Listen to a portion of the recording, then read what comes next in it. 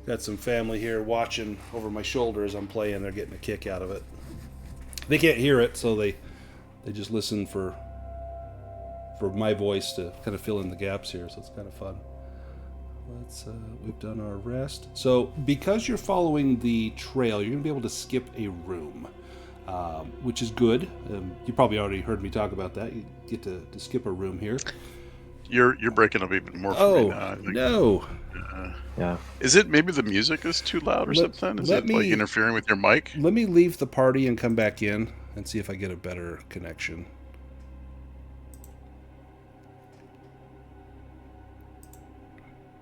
Yeah, but I don't know if like his mic is sensitive and it's picking it up and it's. Is that any better there? It. I mean, so far. Just not so far, up. yeah. So far, so good. Yeah, it's hard to know if it'll come back. Yeah, let me know. It was if intermittent. It does. Yeah, let me know. Yeah, it was intermittent back. before, but when it does, it was chopping out entire sentence. Oh shoot! So. Yeah, sorry about that. That's right. Well, let's move on ahead. I think we've got everyone back here. So we'll be able to skip one of the rooms because we're following this guy, and he shows us the way that we want to take. So let me just copy and paste everybody, and I'll take us into the next room. Copy, and let's paste.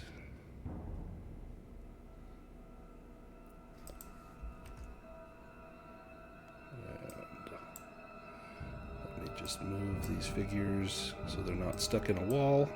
Get boots out of the wall. There we go. And let's pull you to the scene. In this chamber. Oh, I'm sorry. By the way, yeah. I would have gone back and picked up my crossbow. Yes, absolutely. Yeah, anything that okay. you would have left, you guys are able to pick up for sure. So this cavern is a little different from the rest. It's dark, but you can hear the sounds of weeping, of crying and whimpering coming from the darkness just to the east of you. And you hear human voices begging and pleading, and some of them sound muffled, like they've got a rag or something stuffed into their mouths, while others are able to speak as though they are being tortured or threatened. You can sense a mixture of terror and exhaustion in their voices. But so far, you seem to have the element of surprise. I'll creep down just enough. 1, 2, 3. Can I hop onto this rock and just get close enough, but with high ground? And I've got the torch, but the light crossbow as well. Yeah, absolutely. Okay. So I don't really see anything, I guess. I'll turn to the others. Cutter will maybe offer to sneak ahead and whisper to any crying voices in the dark. I like that. Be careful, there might be sirens. And he'll maybe come around here and try to stay close to the rocks, but whisper, "Hello, hello. Who's there?" Give me an awareness roll.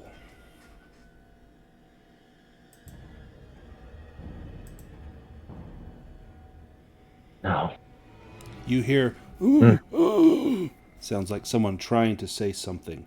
And then you hear the hissing, halting speech of a lizard man speaking to one of his kind. And then in a harsh tongue, he says, "Where is the lantern?"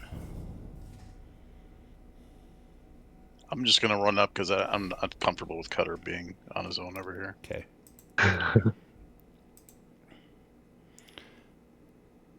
And there you see the first lizard man, and this one is holding a trident in his hands, and he is looking away from you. He's got his back turned to you, and you hear more kind of agitated, frantic voices coming from just beyond him, as though whomever is there can see your light as well, and you know that they're very, very near. I think I'm gonna rush the one that's closest to us and attack him before he can even get anything going. Let me pull us into combat.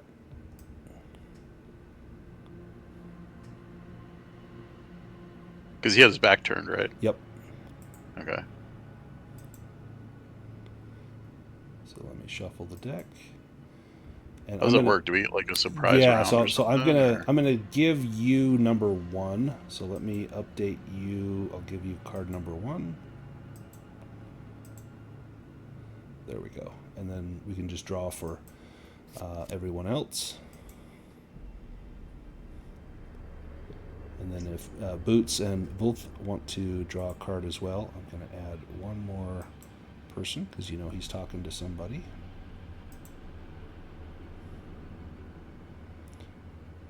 And there we go. Perfect. So Fergus, you can go first. Yeah, so I'm bounding at this guy with my scimitar. And then you see them. You see 3 crewmen of the old gnome's Argosy, bound and gagged. They look as though they've been starved and beaten, and some of them look as though they hold terrible burns on their bodies, as if they've been tortured for information. You can go ahead and make your attack. Oh, nice. And I'm on the wrong screen. Let me go back here and roll damage.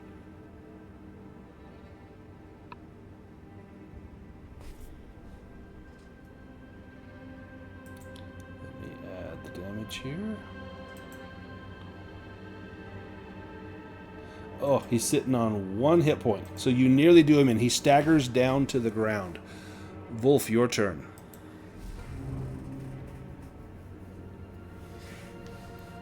Okay.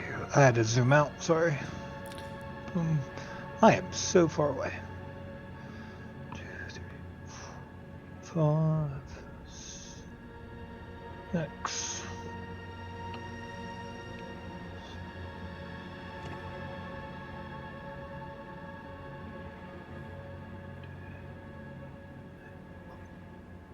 I will double move and end up right there. Perfect. So I sprint down from the steps to catch up. The Distracted as I was by the smells. The lizard man that... And you don't smell the lizard man that you encountered in this room. You smell that he's passed through here very recently, but he's not in here. The lizard man that was struck whirls around with his spear and thrust it at the left knee of Fergus, trying to pin it right into the joint. And misses. Fergus's dance moves. I gotta take some dance lessons. He's exceptional. I've been doing the running man the whole time. Boots, you're up. All right, well, Boots has got a great shot on this guy. Yes, you I do. don't think you could ask for a better one.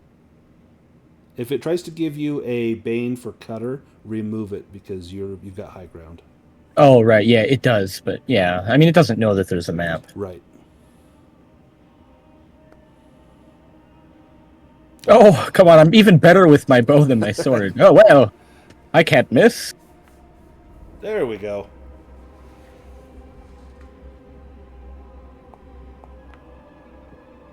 Ooh, nice. It doesn't kill him, but it staggers him for sure. Cutter, you're up. Yeah.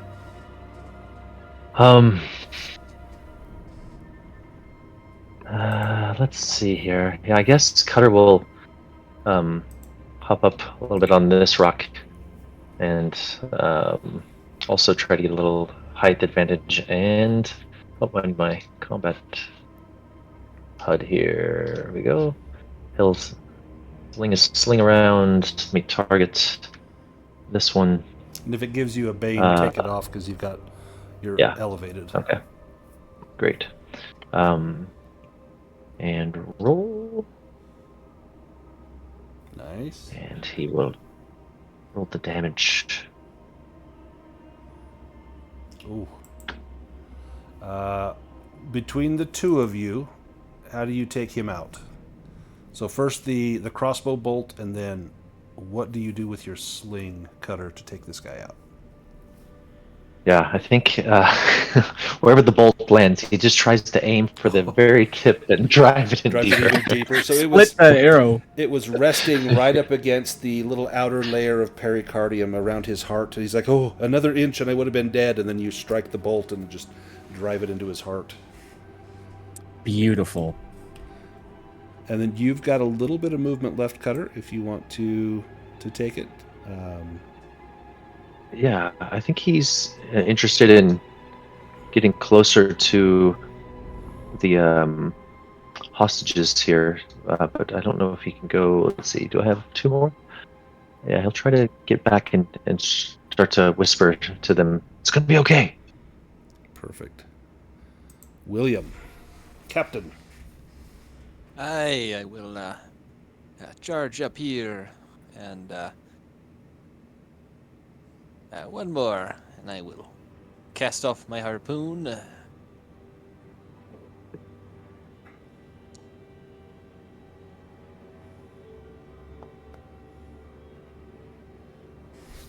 A mighty blow right into his innards. That should take him out. How do you do it? Aye, it appears the harpoon struck true and went right through his heart. And that lizard man staggers and falls. And the 3 sailors, they're already squat on the ground, kneeling or lying on their sides, and they begin to weep uncontrollably. Tears of joy just flooding down their cheeks. Fergus, you would be up first. Yeah, I step up to them because I'm a little wary. I just want to make sure these guys are legit. But I also pick up the harpoon and hand it back to William as I'm walking by. They smell of the sea, and you can see by their marks that they've been poorly treated in here. They are bound with ropes, numerous tight knots that pinch and bite at the skin. What ship did you sail? The old Gnome's Argosy, out of Flaxhold. We went to Saltholm and back ere we struck a reef. And then we've been looking for you. Oh, thank the Maker. The captain and first mate and others, they've taken him into the next room. 'Tis said that we are to be sacrificed to some foul god. They came seeking some magical item of which we know nothing. Oh, please, get us out of here. Food, water, it's all we want. Cutter, use that name of yours and get to cutting. Yeah, Cutter, I think even while they were talking, would be slashing at the ropes, binding them. So, Cutter, you have a ring that you found. Oh yeah, he'll give that a little twist on his finger. The Ring of Liberation. Yeah, it costs you 1 willpower, and you'd be able to just unbind these by twisting that ring on your finger. Yeah. Is it possible to? Do I have to? Yeah, it's just there's just willpower cost to it. Yeah, he'll do that. As you twist that ring, you lay your hands near the ropes, and they just begin to unravel and unbind as though they weren't tied tightly at all. And as they fall off, the men nearly collapse as though the ropes were what was holding them together, and they stagger towards you, reaching and clawing out for water or food or anything, just totally fixated by the light that you've brought in. Clearly they've not seen the sun in several days. Yeah, I'll give a portion of ration to each one of them. Perfect. And you don't need to track that on your character sheet as you share water and a few bites of food. You know you don't want to overfeed them, because in this state they would just regurgitate it, so you're very cautious with what you give them. And they beg you, please go save our captain. What can you tell us about the monster that they took him to? Or who else is We've not keeping seen it it, but we've heard the screams of the dying. 'Tis said they slit them open like fish and spill their guts on some golden idol. And then, darkness. Oh, 'tis a great misery that befalls them in there. We hear the sounds of foul magic being cast, the rending of flesh, the splatter of blood and entrails upon the stones. They treat us no better than fish. Please save our captain.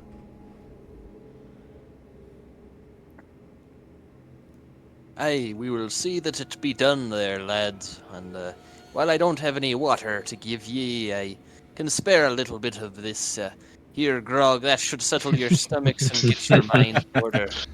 They take that grog with eagerness. They're used to having a daily ration of rum, and they pour it down their throats, and it's almost And like, they die. Yeah, but they die happy. No, they've iron constitutions. They're used to a hard life of scurvy and sea lice, and they've no problems with this grog. It's but a taste of home for an old salt sailor, and they are gracious with it, and they pledge their service to you, William, if you would have it. Of course, have your service. Now, see yourselves out, and we'll find your captain. We'll ensure that the way out be safe. Go now. Save him quickly. We would be of no use in a fight.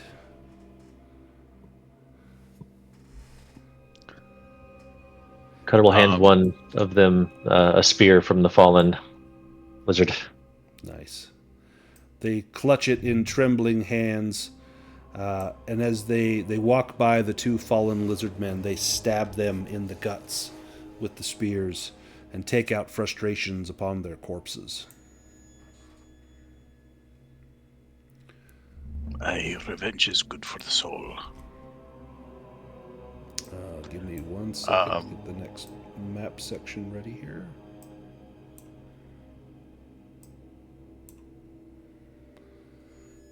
Okay.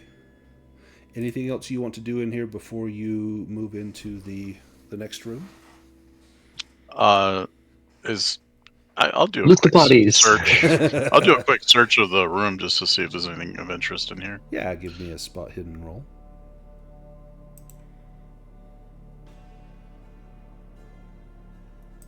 Again. I will not push it. Anyone else want Hey, they to must be spend time keeping their searching? riches deeper within the caverns. Sure. That's fine. He's not doing much else. He's not good I at mean, it. But Every roll's a chance, right, to Right. improve, so you may as well give it a go.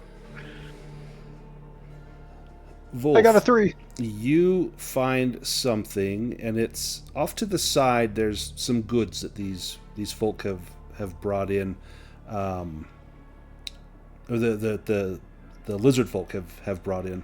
You see some goods off to the side, and there's a pouch, and as you grab the pouch, there's a few pouches that have fish heads in them and things like that.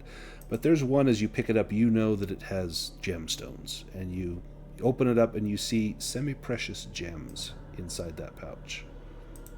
And you know this has a value of about 45 gold pieces. It's got various polished gems, most of which are uncut, but some are cut and ready to be sold. You may pocket that if you like, and do you do it surreptitiously, or do you openly share the loot? Oh, I found after the 3 people have left, I will turn to the group and say, I found some treasure that we can take with us. Aye, good eyes. Good eyes you have.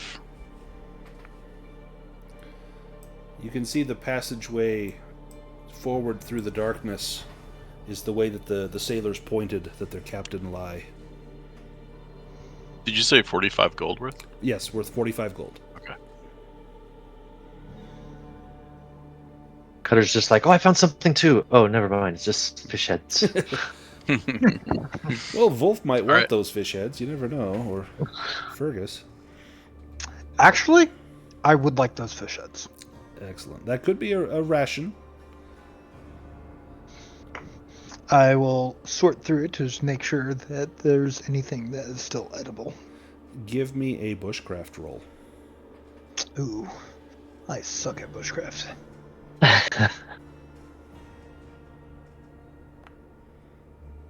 Oh, not But amazingly, I not succeed. today. You find this many rations worth of food. So 2 rations worth of fish heads are lot of protein in there. You could boil this up and make a broth. It'd be quite delicious. Or you could just chow down on that fish head. You've probably eaten far worse. And, when you're hungry, you'll eat just about anything. So you've got 2 rations worth. If you have filled rations listed, you can add 2 to that. Okay. Perfect. I'm ready to go if you are, Captain. Hey, let's get a move on before these lizard folk do whatever those sailors are saying. I'll lead the way with the torch. Let me take us to this section of the map. Now, in here, when you walk in,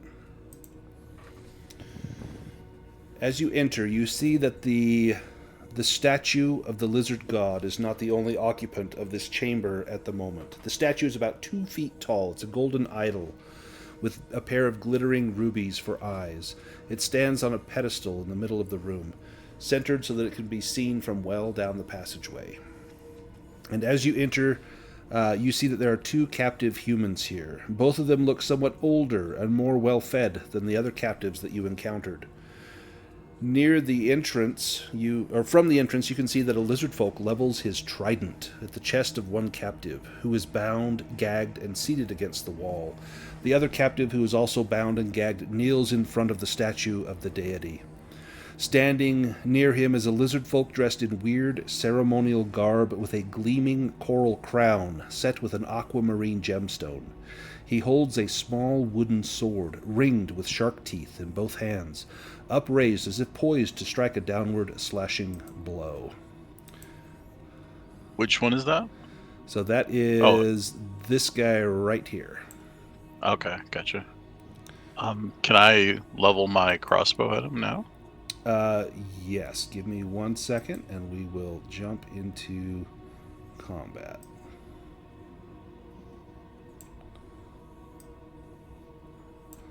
Let me grab everyone here.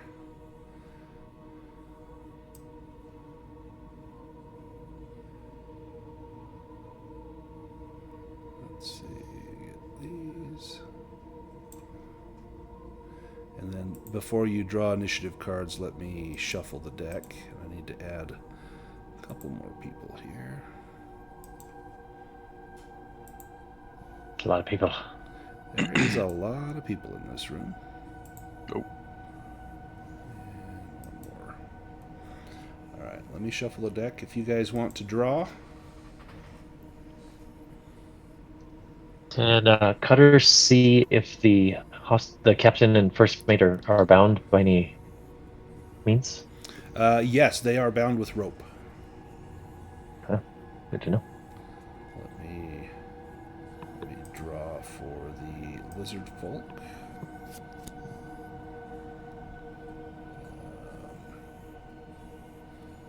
Perfect.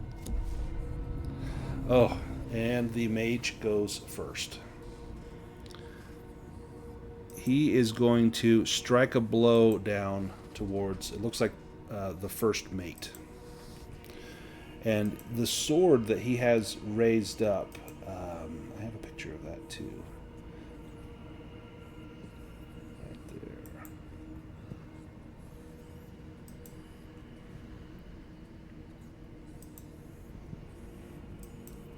there. Ooh. Ooh. It's got teeth. Got teeth. So in Dragonbane, a magic user cannot use metal weapons. This is a wooden weapon with shark teeth. He could use this. That's cool. There's no metal on this, so he can swipe at this. Hint for Wolf, this was something that would come in handy. He slashes down at the first mate and hews into him. But the weapon fails to damage him. It's almost as though he is making preliminary strikes. He's as though he's trying to frighten this first mate, and the first mate begins to scream and squeal and howl with anger. This one steps forward. He has a short spear, and he kneels before the altar and prostrates himself as though the moment of worship is about to happen. William. As captain, you see and recognize a fellow captain down here. You know that his time is numbered. What does William do? Aye, William, seeing this treatment of a fellow captain, will get a little angry and use his ill-tempered as he rolls up his sleeves, and you see a little patch on one of his arms where there's an anchor tattoo. Nice. And the other side, one... Say mother. another... Yeah, it says mother, and... and charges down the steps. Let's see. And then he's going to hurl his harpoon at the mage. Let's get some combat music going here.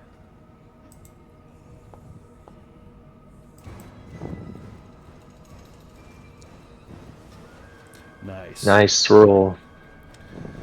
Excellent. Let me hit him with that. Huge hit. Blood does not fly from him, but it was a cruel hit indeed. William, do you have movement left? That's where I'll be staying. 2, 3, 4. Right there. Perfect. The captain cries out in surprise. Can I switch with the captain? Is that possible? Yes, or you not? absolutely can. Yeah. So Yeah, I'd actually like to do that. let me swap Fergus with the captain. All right, Fergus, you're up. Yeah, I'm gonna fire the crossbow from up here at the mage. Oh, nice. Oh. If you guys take out my mage before he gets to do a spell.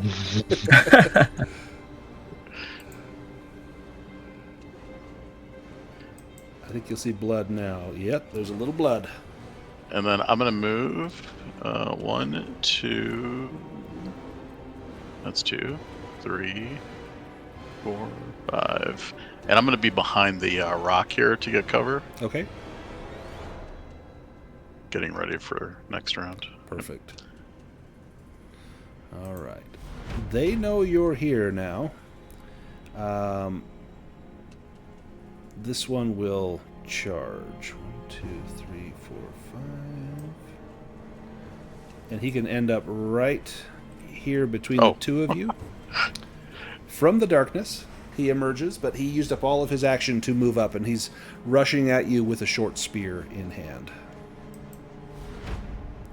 This one with the trident, and this is no ordinary trident. This trident looks like it's very masterfully built. Hint, hint, masterworked. He spins the trident deftly in his hands, and he will approach. Let's see, that's 1, 2, 3, 4, and diagonal is 5, and he will thrust it at Captain Whitewater's guts.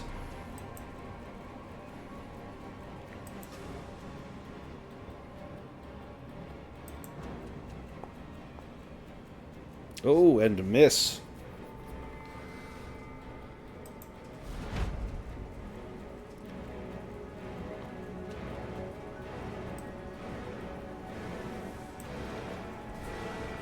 This one will charge up.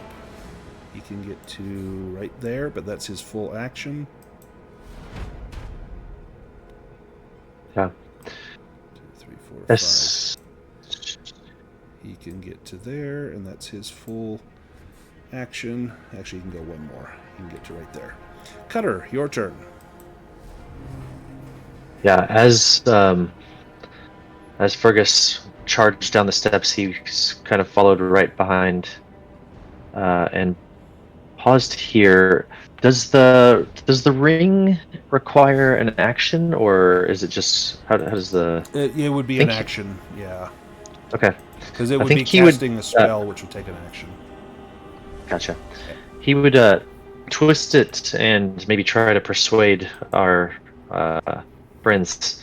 Fight for your lives, depend on it. So one thing, you have to actually touch the rope. Oh, that you want to unbind. Gotcha. Never mind. Yeah. Okay. Well then. Otherwise, he will, great idea. Yeah, he'll keep charging after Fergus and try to backstab this one. Nice. Here. And he will target. Target, there we go. Here, and that. D8.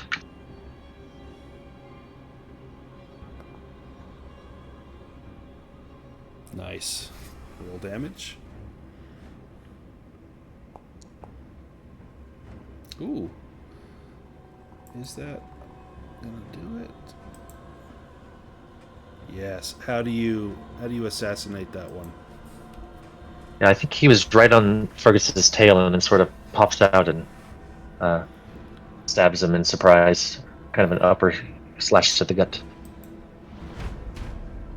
The first mate is crying out, begging for his life, and he's thrashing wildly. Does Boots want to trade with the first mate? Yeah, sure. Boots is in a... Well, Boots is where he likes to be, so Right. that works. Far from danger. Let me trade with Boots here. All right, Boots, you're up. Okay, well, Boots is going to hop up onto, like, that railing. It looks pretty wide. Ooh. Does he dare try to shoot the mage? He is trying to shoot the first mate, and, you know, Yeah, Boots is the first mate himself. There's some sympathy there, but... If you shoot the mage, you won't have a Bane because you've got high ground, so you could eliminate the Bane. Ooh. Your It's worth captain a- is worth a also go. surrounded.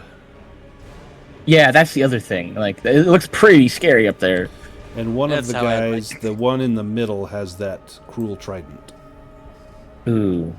You know what? Yeah, the captain does come first. Boots is gonna slide down the rail, hop off, and then try to get one with his rapier. Legolas style. I love it. Exactly. Yeah, he hopes it ends up that way. Anyhow, we'll see. Give me an acrobatics roll, just because. And if you do, I'll give you a boon on the attack because it's super cool. More like Antonio Banderas, right? Right. Puss in Boots. Yeah. Nice. You can take a boon on this attack roll as you get You do look momentum. like you slid down. That was awesome. Thank goodness That's for the Good boon. boon too. Yeah. Yeah.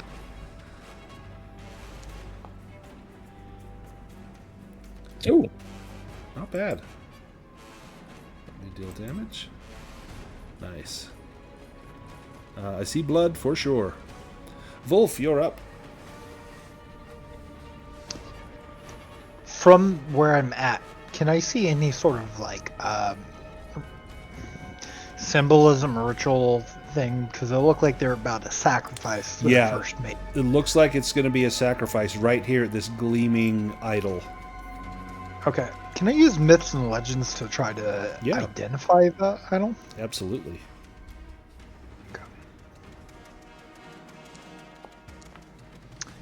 I will try to push that.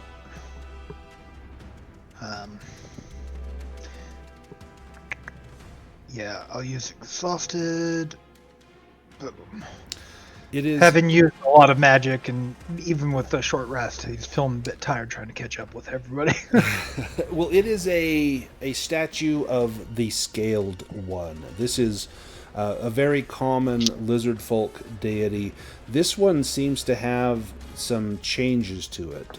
Rather than being a full lizard, this one almost looks like half lizard, half fish, as though this was the progenitor that came out of the primordial sea to walk on land and become these lizard folk.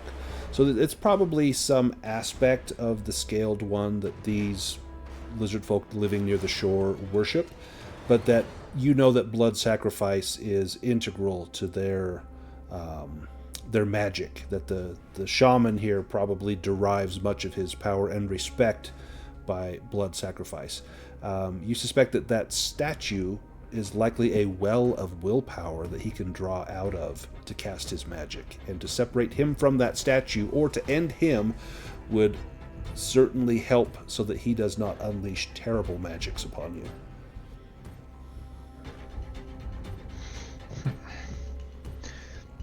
Alright. Where is Boots? Boots there. Boots is at the bottom of the stairs, right by the captain. There's Boots right there. Okay.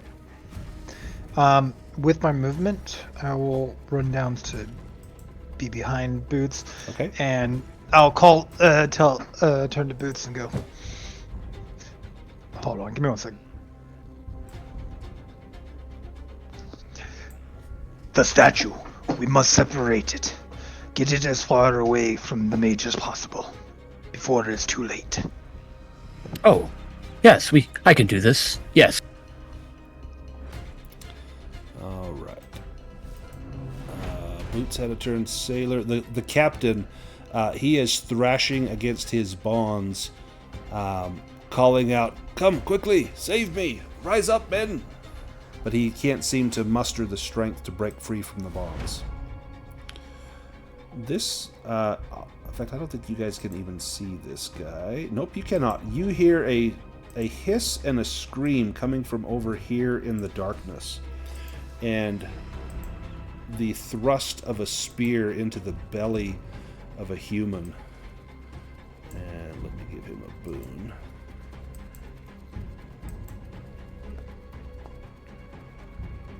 Oh, yeah.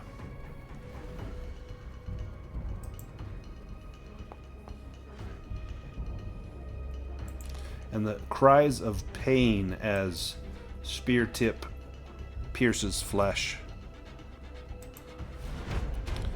This lizard folk here, he also has one of those cruel-looking tridents. And he will interpose himself in front of the mage. And he's going to hurl his trident. And he's going to throw it at Boots.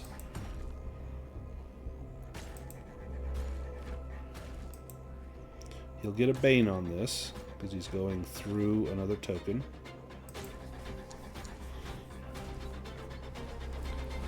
And that's a fail. Goodness. Thank goodness. The first mate, again, is crying out in pain and anguish, unable to break free, and this last one here will... in fact, I don't know if you can see him. Can you? No. So a sling stone comes out from the darkness over in this direction to strike Cutter.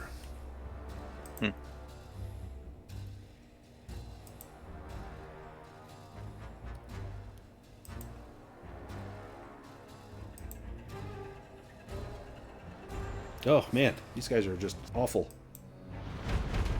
Round 2. Cutter, you're up first. Oh, and then the mage. Oh, boy.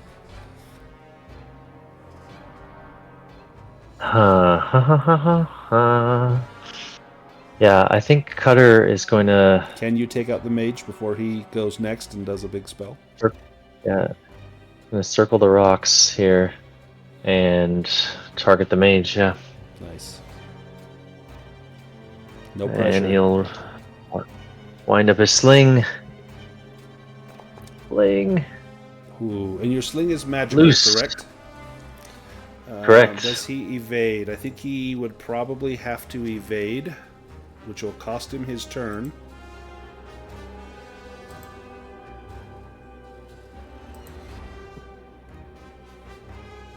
Oh, he does. He evades, but it costs his turn. But he will be able to move a square. He's going to duck down here. Boots, your turn. Okay. This is tough. Boots is if you try to get out of combat, is it just one evade roll to dodge both of them, or is it two? That would be one evade roll to dodge the two of them. All right, and that's okay. I think I'll do that and try to slip by them, kind of over this way. You don't have double slash, do you? No, unfortunately not. Also, his rapier doesn't have slashing because it's a rapier. Yep, so yeah, it's poking. Indeed. You need double poke thrust. 2 people. Well, yeah, exactly. That'd be impressive. That would be something to sing about. What would be so? We could do something just as an aside. If let's say that you were standing right here, and you've got a line of 2 people, we could do a double thrust ability that could pierce through one and strike the one behind him. That would actually be awesome. We should come up with something like that for your character, if that's something that would interest you. Hip was doing that with her trident all the time, right? Oh yeah. When she critted, I was constantly doing that. Yeah, that's a cool image, and it's a rapier that's so long he can't slash with it, so it's a Right. long one. So that makes sense. Okay. Yeah, you could drive it So- through a foe and into another one. Would be cool. Fingers crossed, because this will hurt. Oh dear. Push. Yes, please. Oh, thank goodness. That's exactly my score. Ooh. Otherwise, you're getting attacked twice. Go ahead and move. And then you still have your action. Oh, he is so gonna get killed. There's people over here. He knows that, but he's Boots the Brave. Very brave. He's not afraid of what he can't see. Ooh, ooh, ooh. And he cannot evade. Oh, Ooh. Nice. I think this is going to take him out. Let me see. Yes. Yes, it does. How do you take out the mage, the shaman? well, being very brave. Boots hears that tip from Wolfson behind him, so he figures, well, who's going to be doing some weird stuff with that magic? It's the mage. He kind of just dives between those two, takes aim, and just happens to hit him really good. And then, hold on. Oh, that's spectacular. He's just going to move back a little.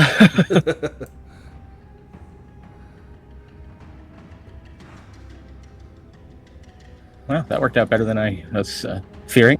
Yeah, that was fantastic. This one here, he's going to stab the captain. Oh. Seeing what happened to the mage. And I'm going to give him a boon.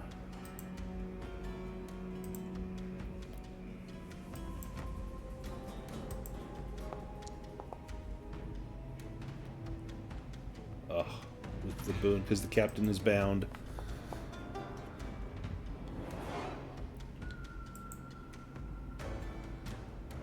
Some damage. Uh-oh. You see blood splatter. The captain still stands, but he is weak. You hear another spear thrust coming from the darkness off to the side of where Boots is at. Give a boon here.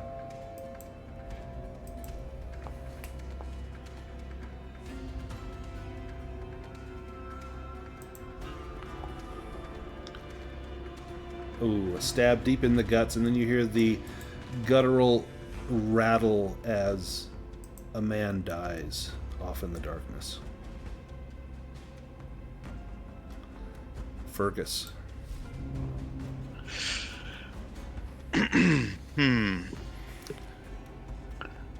I think the mage was the priority. Yep. First priority.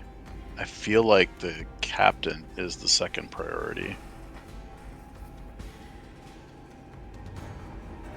Or the cult guard. But then Fergus sees the cap. Yeah, this guy here, this cult guard, and I think this one here, these are the next two targets of priority. But you want to try and save the captain as well. He's being attacked. No, that's what I'm like. The problem is my captain is also being attacked. Right. So Right. I'm like, Yeah, my armor's tough. They won't Your get leather through me. armor. Aye. I'll come over here. I think we got to try to like whittle these guys down a bit more. So I'm gonna attack the cult guard, and I will attempt to.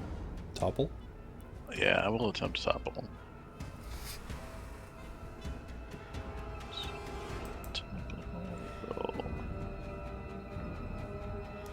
So he has to beat a 5.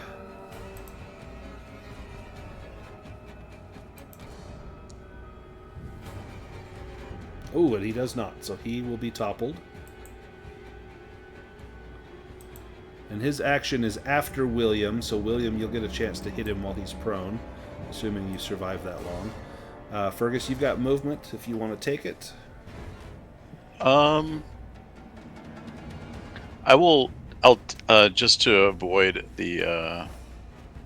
Let me take a look here. Hold on. I'll do this. That way I've avoided Perfect, the. yep. Yeah. Very nice. Alright. This one is going to go after... okay, I'll flip a coin. Even Or 1 is Captain, 2 is Boots. As it should be. Yep. He pivots around and will drive a spear into Boots. He's going directly for the groin. He knows the easiest way to injure a fellow, and he's going for it. Oh, very effectively. And that is a strike. Boots has been neutered. Yow! Oh, yes. Yes, he has. No! Well, let's do the Constitution roll and see if he has been neutered. Yeah. Give me a con roll as you drop to 0 hit points. He's not dead, thankfully, but he is down and dying. He is. Oh, he's yeah, that's he's hurt. Wow.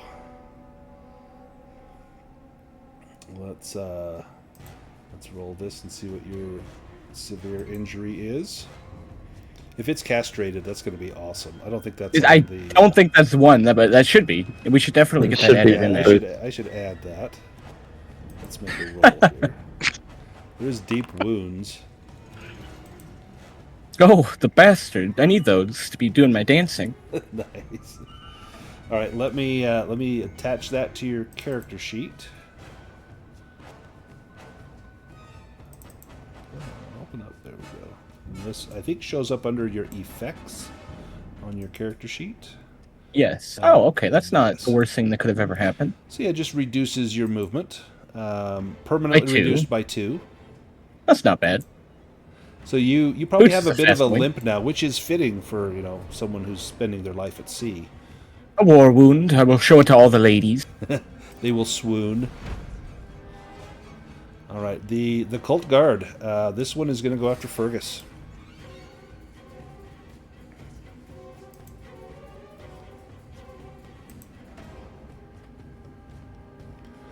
And he will stab at you. Ooh, and that's a hit.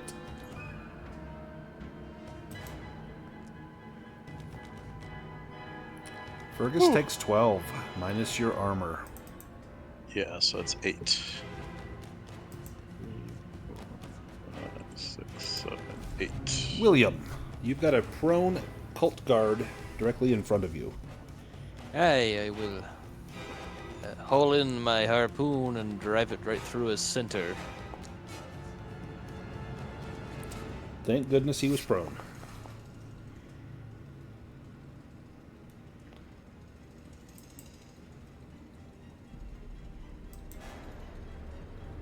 Yes, you take him out. How do you take him out? I see him writhing on the floor, so I haul in my harpoon and drive it right through his heart, piercing the heart. You've got movement if you want to take it. I seen my first mate go down, and I see his injury. I think perhaps it'd be best if we just take off the whole leg, and then you can use a peg leg. Nice.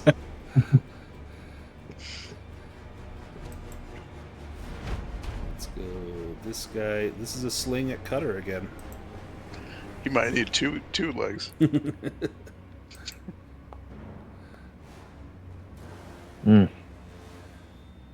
Oh, good. That is a fail. He has a 10 in slinging. The captain is thrashing, trying his best not to be struck, as is the first mate. This guy here, 1 will be Fergus, 2 will be William.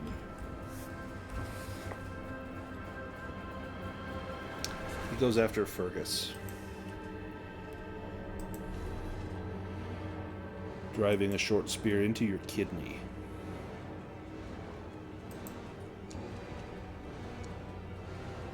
Oh, and it pierces deep through your armor, into your flesh. You howl. Oh, ooh, okay. Oh, I'm out. You're down. Give me a Constitution roll. Constitution.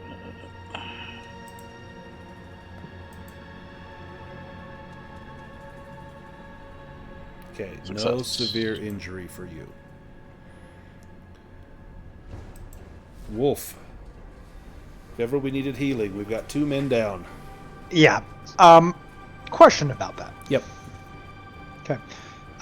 When it comes to like severe injuries or someone being down, because I tried to look under where the player reference where it said like healing and rest, and it didn't list it. What, like, if I heal them, can they function back in the round, or do they need a certain time frame? Like, So there's a couple ways you can get them up. So you can rally them, which is a persuasion roll, and they will get up on their feet. They're still dying, but they can kind of have their last gasp. And if they're rallied but still dying, any damage they take counts as an automatic death fail. So that's kind of a good last ditch effort. To get them so they're no longer dying, you can make a healing roll with a bane. If you have bandages, it gets rid of the bane, or you can have surgical instruments, which I think gives you a boon. You can also, and then they would immediately pop up. So if they were next in the initiative order, they would be good to go from right there.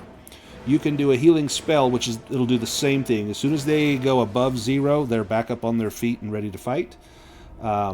You can also give them like a healing potion and pour it down their gullet, and they will automatically heal without needing to make a spell casting roll, and then on their next turn they'll be up. Okay. Feeding them a potion, would that take an action? That would be an action, yep. Okay. From my position, I'm going to attempt to heal Boots. Okay. From a distance here. I think, is it a touch? I think it's a touch spell. Oh, that's a good touch. Let me double check, yeah. It may be. It is, yep, it's touch. Oh, then I got to rush past. Yep. So, that's one. And you can do it at rank 1, or level 1, which will cost you 2 willpower points. You could do level 2, which would cost you I can increase this? Yeah, and so you can increase it. So you can do it up to level 3. So every level will cost you 2 willpower points, and it heals an additional 1d6 hit points for every level you go up. So, like, Boots' maximum is, 10. 10? Boots is, yeah. So really, a first level spell is probably enough, although you may only heal him for 2 points. But if you want to spend more willpower, you can upcharge your spell. I'm going to upcharge it to power level of 2. So then when you go to cast, it'll ask you, what level you want to charge it at. And it will automatically increase your deduction there, as well as when you roll it, it will increase the healing dice. Ooh, you want to push it? Wow. Yeah, I actually am going to push it. Because otherwise you lose the willpower. Yeah, no, I'm definitely pushing it. Let's see. No, I don't want to do scared. So I'm going to go with disheartened, seeing my friends fall is not working out well. Here we go. Nice.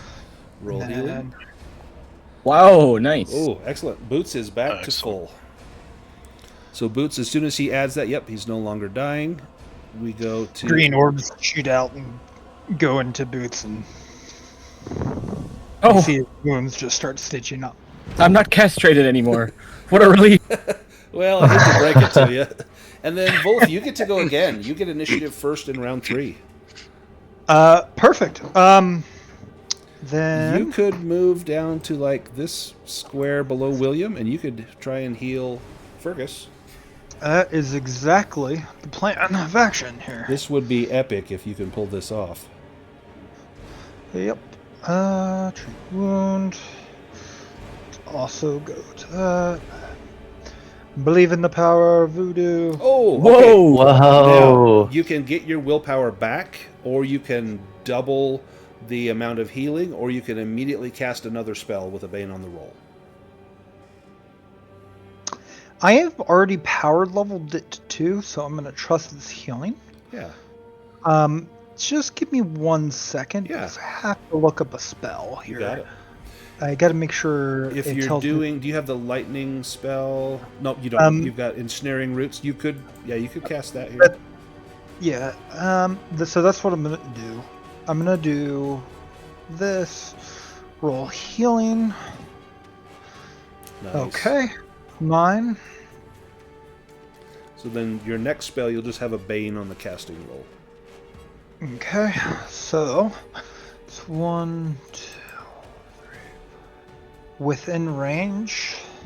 And the range of ensnaring roots is 10 meters, 5 squares. Perfect. So now let's go here.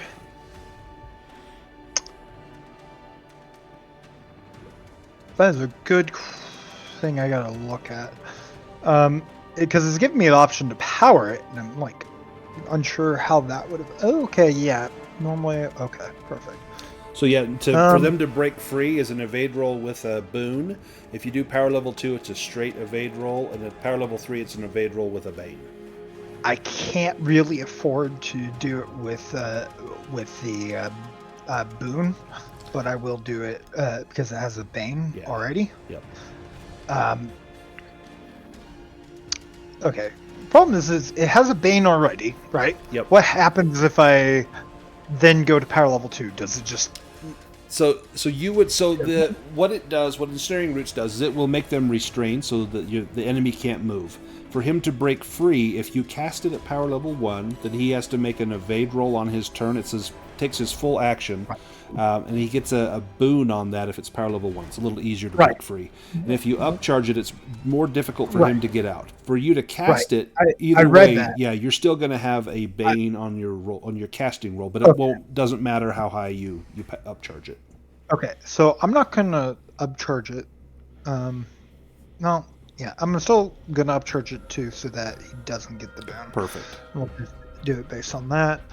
And let's see. Believe in it. Failed.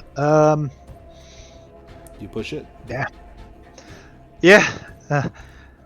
The sheer amount of will this is taking is just making me feel sick. Yeah. There we go. There we go. Nice. All right, let me restrain him, and on his turn he has to make a straight evade roll to try and break free. So does ensnaring roots, it's not just locking them in? Do they have trouble, like, with if someone's running away from them, are they able to... Yeah, so they are unable to move. And so I think we've done it a couple different ways. First of all, it doesn't work on monsters. It works just fine on this guy. He cannot move. We've said that they could make attacks with a bane if they want to still attack, because they're kind of being held. They just can't physically walk away. The roots come up and grab onto their feet, but it's going to restrict that motion, so we would give him a bane if he's trying to attack the captain. Makes sense. And to be fair, I mean, they may be tied up, but the captain and the first mate can do the worm. Right. Yep, they can try to wriggle away. Cutter, you're up. Yeah, so I was looking in the action section, trying to see, doesn't list it under action or free action. Is drinking a potion a free action? I believe using an item is an action. Okay. Well, I've got an item. Let me see. Hold on. Combat actions. Use item. Yeah. Okay. Yeah. There's a use item. Oh yeah. A potion. Okay. Yeah. So being inspired by the flurry of action that Wolfson just took, Cutter's going to down a potion of haste, which gives him 1d6 plus 2 rounds of having 2 initiative cards. So 8 rounds. So let me... 7 rounds. Let me duplicate you into the combat, and then I will draw your next initiative card for you. Sweet. Perfect. I'm up next. Yep, so then you get to go again. So he'll run up. Yeah, so as part of your first turn, you can still move, and then that will end your first turn. The potion end moving. Okay, yeah. And now it's your second turn, so now you have a full set of actions. Perfect. He'll twist his little ring as he touches the captain and the first mate to unbind them quickly, and that will cost him a willpower. And can he make a persuade roll to encourage them to fight? Yes. We all live together, or we die in this cave together. I don't know if they need that persuasion, but yeah, it's going to help. Yep, they're going to pick up weapons and defend themselves. And then, where was the tangling roots at? It's this guy right here. He may have like a little spider web icon in his upper left corner. Yeah. I don't know where Cutter would go. I guess he would stay right where he's at then, and that would be his turn. Boots, you rise up from the healing. Yeah, okay. You Well, you pat your crotch and make sure they're still there. absolutely. Before he's even off his off the ground. Yeah, that's first priority. Oh, thank goodness. Okay, let's get back to it. Yeah, William has a little furry coin purse that he carries around now. Oh dear. Well, he really hates these lizards. Oh dear, his anger blinds him. Oof. Tantrum. Exactly. Let's go to the lizard fighter. This one here that had the sling. He's gonna move up a little bit, and he's going to go at Cutter again with that sling. Cutter keeps dodging him. Hopefully he can dodge again. If you can dodge a wrench, you can dodge a sling stone. Oh. Not today. And you've used your turns. You're gonna take the hit. Yep. 6 Okay. minus. Do you have leather armor? I do. So 5. Yep. I will take it. Or no. Then it's reduced by 2 more because it's bludgeoning. Oh yeah. So you'll only take okay, 3. so 4. Oh, 3. Okay. Yep. He staggers back into the statue. 1 is going to be Fergus. 2 is going to be William that this guy attacks. He goes after William. So with his short spear, he gets you in the right shoulder, thrusting with all of his might, and that buries itself in your shoulder unless you can parry or evade, or you can take the hit. I had a scratch there. I needed itching. It is itched to the tune of 6 points of damage. Your leather will drop it by 1, so 5 damage. This is the guy that's restrained. He's going to try to make that evade roll, and he gets a straight roll because it was at rank 2. Correct. Yeah, Boone straight Bane. Oh, Oh no, he is. Little does it he matter. is still bound. In fact, I'm going to say with that, he Twists an ankle. Yeah, I'll say he drops his spear at the feet of the Oh, captain. even better. Oh, nice. Fergus. Yeah, I'll take a swing at this other cult guard here.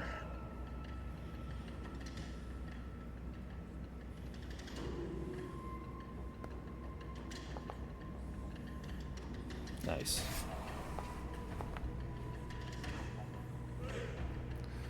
Ooh, I think that's gonna do him in. Let's see. Yes. How do you take him out? Yeah, so I definitely because I got back up, I essentially just from the ground sliced all the way up between his legs, sweet. just right up. Yep. Do you move? I will. I think I'll stay here. I think this gives Cutter a chance if he wants to come back to cut this guy. Because you get advantage, right, or something if you're next to it. Yeah, I've got like a friend. backstabbing if I've got a. Yeah. Okay, so this gives you the option of that, or you could do it on the one that's attacking the Argosy captain. Yeah, so you have the choice. A 1 here, this guy will attack William. A 2, he attacks Boots. He's been going after Boots. Yeah, he sticks with Boots. That would make sense. Spears Boots. He goes for the groin again. He knows how badly he wounded you there. Ooh, it's another hit. I'm gonna have to get better at dodging. He went for the left one last time. This time it's the right one. Oh my gosh! Oh, jeez. This guy's nickname is Nutter, apparently. Are you down to 0? Yes. Oh, give me a by 1. Constitution No. roll. Oh, is it going to be more severed toes? You're going to have a peg leg by the end of this adventure. Let's see what we get. Oh man, so many good ones that it could be. We're gonna have to like rename him Boot.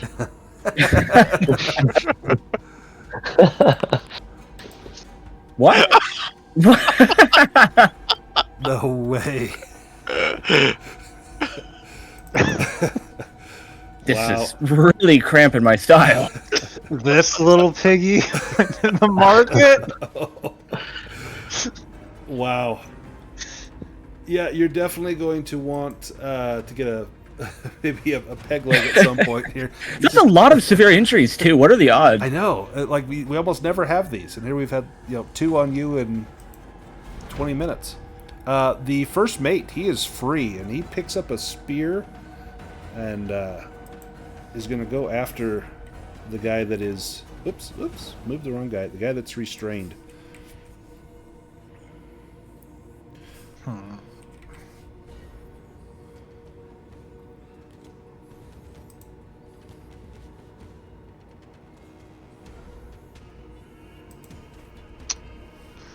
None of the rules list injuries and how those affect. There's a table somewhere, right? I think it's forget where. in the back, I think.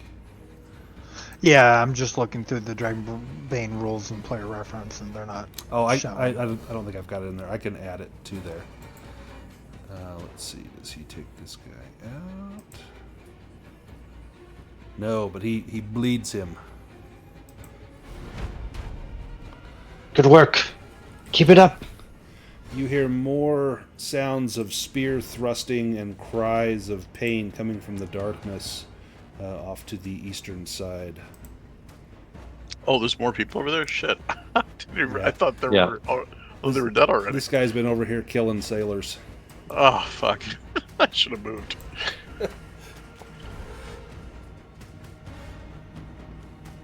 Oh no. Ooh. These guys are getting good. Oh. Let's see. Does this take out the crew? It does. Yes. So Oh, much blood no. over there. William, you're up. Alright, I let out a little angry quack as I bring about my harpoon.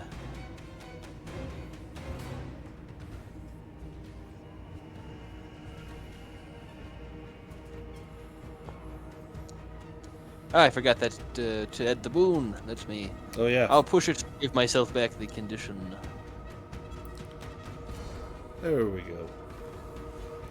There's your boon. You got a success. Yeah, your ill-tempered gives you that boon.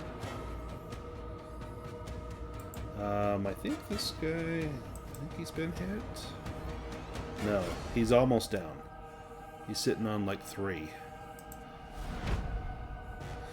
The captain's gonna go at this bound lizard man. Bite the curb.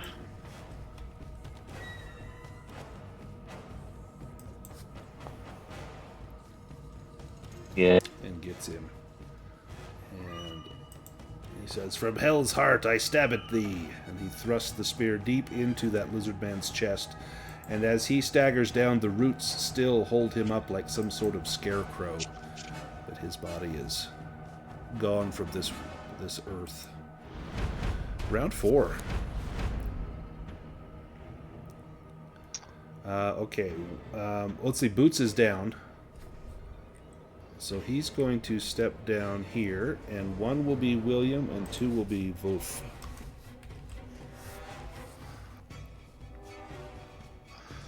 Man, really likes those two. He does. Going after Wolf. Let's see, with the spear. I think he was the real second in command. Right? He pulls off his mask, and he's the boss. Oh, Oof. Oh, I think Close. that was teetered on that dragon for a second. Wolf, it's your turn. All right.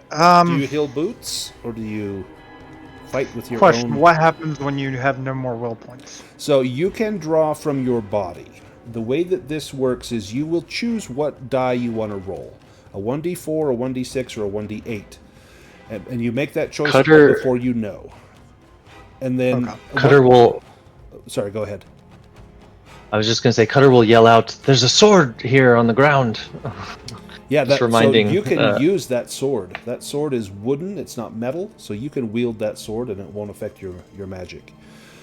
But if you want to, no, I totally spaced what we were talking about. Magic from the body. Magic from the body. What does he do with the body? You can roll a D4, a D6, or a D8. You'll roll it. You'll take that many hit points in damage, but you'll gain that many willpower points, and then you have to use them immediately. And then you don't save any that are left over. So if you roll a D6 and you get 3, and you spend 2, you lose the other one. Okay, but that's only after you've filled out. Only after your willpower's gone. Yep. Okay. Or if you've only had, like, do you have 1 willpower left and not enough to cast a spell? Yeah, no, I have 1 left and I can cast so a spell. you could... They only cost 1, I think. You could pull from your body now, if you need to give you enough to cast a level 1 spell. How many?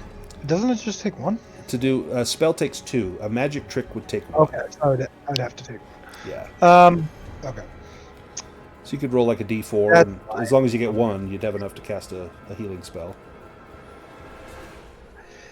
Yeah, I'm going to pull from my body, and you said that I choose D4? D4, D6, or D8. You'll take that much damage and gain that many willpower points that need to be used immediately. Okay, let me just see what that is. Okay. Roll D4. So you get 4. Ouch. So now you have 5. So you could do a level 2 spell. It would cost you 4 willpower. It's like a level 2 treat wounds. Okay. Just mark that. So treat wounds at what level? Level 2. Level 2. Okay. And that'll use up all 4 of those. Alright.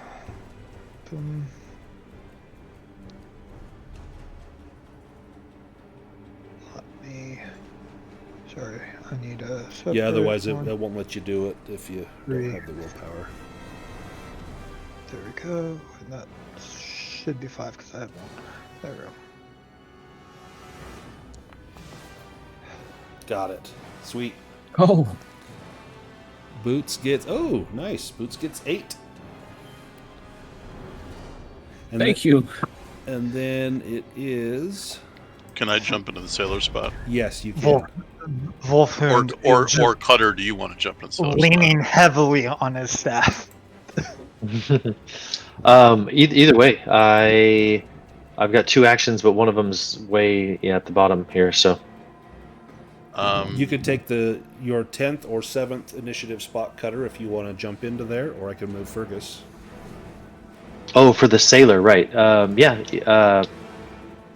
Well, Fergus, you're also down there, so It's up to you. we've got. Could also take that spot and perhaps free up Fergus to move down if he can kill that lizard folk above him. Yeah. Yeah.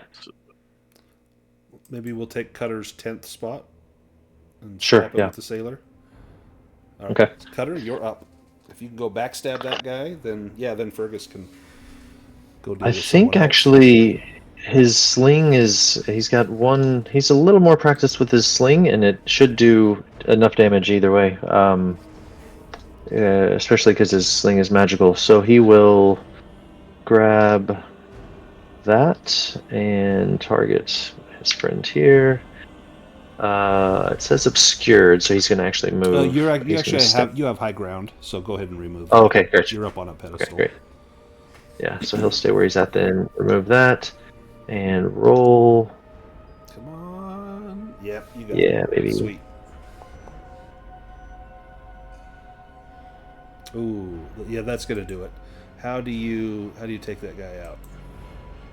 Yeah, he's moving really quickly, so he spins it fast, and the rock just goes flying faster than many would be able to watch it. Yeah, Cutter moves almost like a blur as you see the effects of that potion take hold.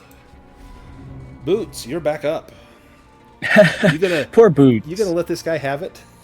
I think he was able to ignore it the first time, but now his right foot is like totally covered in blood. He's got white feet. That's his, comes the name Boots, Poor which isn't his Boots. real name. But yeah, so he's quite concerned and almost sick, but he will do his Now, best. are you to one of get those this cats guy. that has 6 toes on each paw? Because then it's no big deal. Oh yeah. Yeah, I have one of those cats. Yeah. Your name is changing from Boots the Brave to Boots the Red. Oh, nice. Oh, I like that. He would actually really be flattered by that. 2 red mittens. Oh dear. Oh, No. No. He's gonna Oh. take his own toy. Well, He's gonna take his own toy. Cuts off all the rest of his feet. Thankfully, I Again. don't allow us to hurt ourselves. You can hurt an ally, but not yourself. So okay, that's better. That's better. No, he drops it on his foot. But No, it would. it lands where those It's toes another are missing. Yeah, you drop it right where those toes were. You're like, oh, that almost got my foot. Excellent. Sling comes in at Cutter.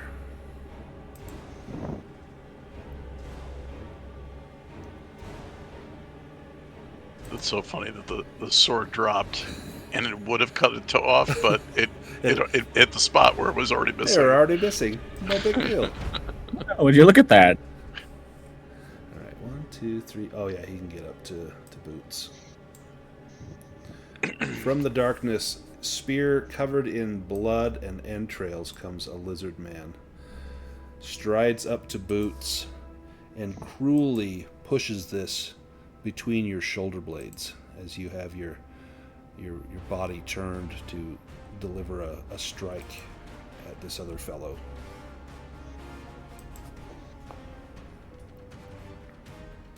Oh, and he misses.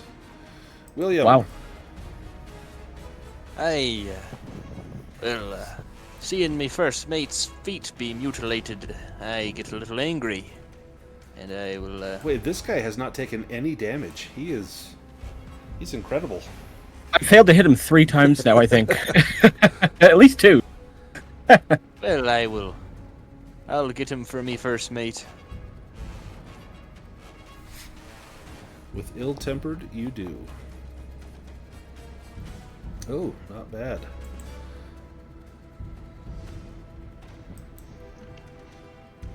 Got a hard 8. Excellent. Do you move? Down to here. Okay. Cutter. Yeah. Knowing that there's one over in the dark, he's going to go after sliding in between his wolf compatriots and backstabbing with his the last of his willpower. And he will target this one. Oh. There we go. Target and add a boon and a 1d8 of damage. Whoa. That's Ooh. Okay. Do you want to? Do you still have movement? You can. You Yeah. could get a free attack against another enemy. So you could, if you kill him, you can Absolutely. step in, or you can actually move to where William is, and as long as then you could move away. You just can't stay where he's at. Yeah. Nice. So let me give him 12. That should take him out. Can I step over his as I speed through his dead body? Can I Yes. step here and stab at this one? And Okay. Yep. Get your free attack. Just target him and make another attack roll. How cinematic. Cutter runs through it. They don't call me Cutter for nothing. No. Oops, did I roll twice accidentally? We'll take the top one, the good one. Yeah. That was the Yeah, first the good one. that you rolled. Sure. Nice. And he is almost down, but not quite. The captain, he charges into the darkness, screaming savagely and wildly. Oh. There's shit over there too? I didn't know that. Yeah, there's one over there that's been pegging me or pelting me with stones.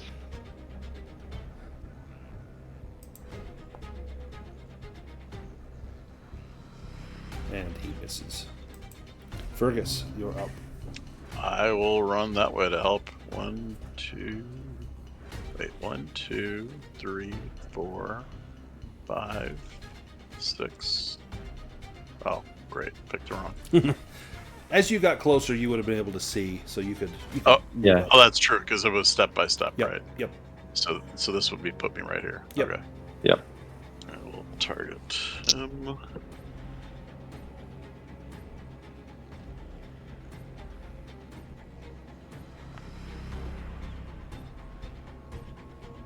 Nice. Ooh, Very nice. sweet.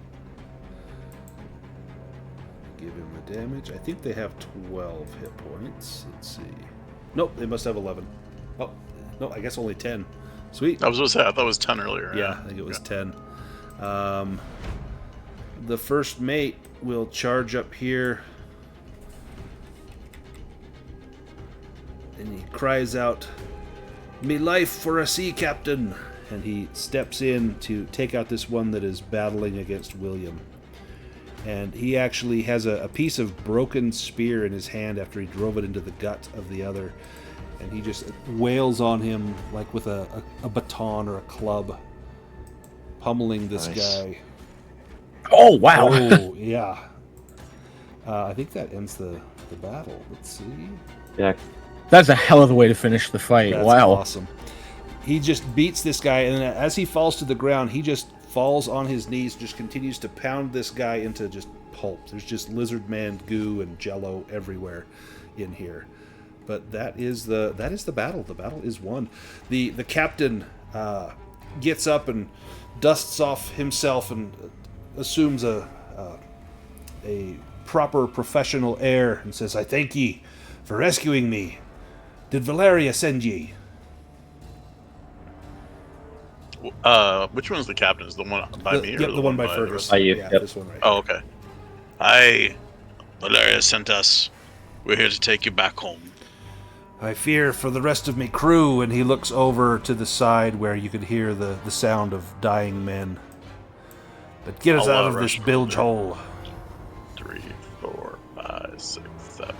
Well, I guess it doesn't matter now. We're out Yeah, of so time there. anyone can move with the light. And there you see the bodies of several dead crew that have met a grisly fate. The 3 outside we were able to save, but we were too late for these. Some wives will be grateful to see their husbands, children grateful to see their fathers. As for these 2, well, they died heroes in my book, and so shall it be told in town. Are we in agreement? Yes. They were not slain while bound, but they fought tooth and nail to the end, in defense of their captain and their ship. Aye? Aye. Captain, what do you make of this gold relic here? Aye, it is but a fetish of these foul lizard folk. They worship this, pouring the blood of innocents upon it. We were next to be in line for this ungodly ceremony, but ye arrived just in time to save us, but many of our crew have fallen to them. These lot are foul and fiendish, but they serve a dark purpose. I do not know how they fell upon us, or how we struck that reef. We had good directions, good information. But alas, here we are. And then he begins to tell you the story. Yeah. He says, the round trip between Flaxhold and Saltholm was nothing new for the old gnome's Argosy. The only unusual circumstance this time was that Valeria Flan took me aside before we left port and instructed me to take special care of a particular item currently waiting in the hands of her cargo agent in Saltholm, held in a padlocked chest with her initials upon it. The outbound trip passed without incident. We docked in Saltholm, and I met up with the cargo agent, a local named Vestro Sylvanus, while the crew unloaded their cargo of luxury goods from Flaxhold. I am familiar with Vestro. He's been Flan's agent in Saltholm for quite a while. Everything went smoothly, and the captain, and he points to himself, the captain himself took possession of the chest, with the lantern in it from Sylvanus, as the crew loaded up the ship for the return journey. Before we left, however, Sylvanus took me aside and warned me in no uncertain terms that pirates had found a way to operate in the vicinity of Flaxhold. This was not common knowledge, nor had I heard of it, but he said it would be soon. His sources in the shipping trade were infallible, he says. He then presented me with a map that I had left in me quarters. It's the long way round, he admitted, but it will keep you and Miss Flan's most precious cargo safe. Well, I took his advice into consideration, and the return trip went as smoothly as the outbound journey until we neared the reef that we were supposed to round. Then a terrible storm blew up, seemingly out of nowhere. Despite our best efforts to steer her away, high winds carried the old gnome's Argosy sideways, and she crashed hard against the jagged coral and immediately began to take on water.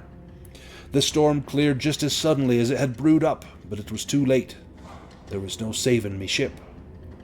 Fortunately, none of us were seriously hurt, but no sooner had we begun to collect ourselves and assess the damage than these foul folk showed up. Some of the crew got away, but the rest of us were taken captive. We would have been done in for sure if you'd not arrived when you did. I turned to Captain Whitewater. It is as we suspected. Vestro. Aye. Well, we best be getting back to the ship. Need to see to your crew that did survive and tend to ours. Come now, let us not be hasty. This crown worn by this shaman here, it's a powerful item. For I've seen him use it. I've seen him caress it as though it is his most dearest possession. And he kicks the crown on the ground. And I have a picture of that crown. Let me post it. Is it a tiara that says precious on it? No, but that would be awesome. Let's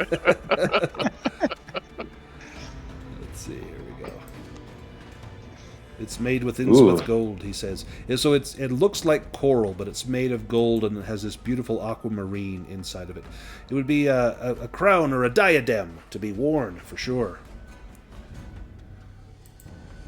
I would pick it up, but I probably would hand it off to our spellcaster, right? To Bulfund. Let me drag it into the chat. And if it'll let me do it. Oh, it's not going to let me do it. Here, be careful with that there, Fergus. That may be cursed treasure. Oh, I drop it right away. Let's try this.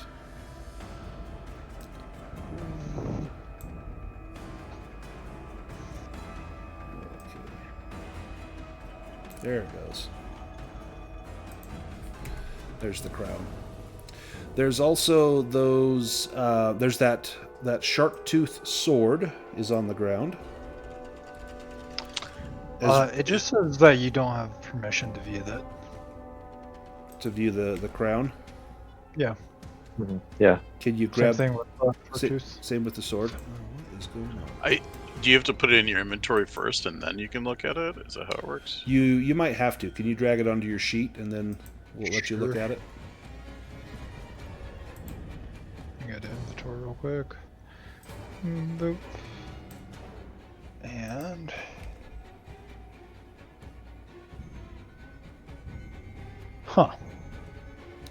Is it still not working? there it is. Let me see. Okay, now I can. Okay. So the crown of coral, this gold-encrusted coral diadem is set with a brilliant aquamarine gemstone. It is said that a spirit of the sea, that of the eel spirit Naimur, is trapped within the gemstone. It grants the wearer a boon to seamanship rolls, but a bane on persuasion and bluffing. It also marks the wearer by other sea spirits, and they may react with favor or with anger. Interesting. There is also the Sharktooth Sword. It's basically the stats for a short sword. The short sword does 1d10 damage. This does 3d3. So it's a higher minimum damage, but a lower maximum damage. And it's not very durable at all. But the big thing is it can be used by a spellcaster because there's no metal in its construction. And then the Masterworked Tridents, they're worth 50 gold. The strength is only 7, durability is 12, so they're easier to wield. I think I bumped the damage up, instead of 2d6 to 3d4. That uses your spear's skill. If someone wants to do a spot hidden roll, you can see what other goodies they might have here. Yeah, I'll do that. Oh, excellent.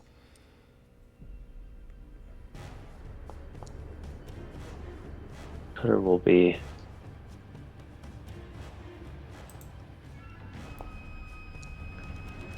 Nope.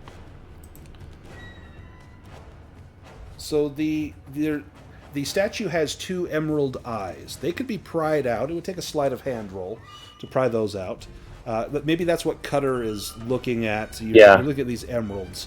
But Wolf, you find in the pedestal there is a secret compartment, and in there you find a rolled parchment. It'll take a languages roll, but this has a spell that you can learn. This has Banish on it. A languages roll would let you read this. It's written in the language of the lizard folk.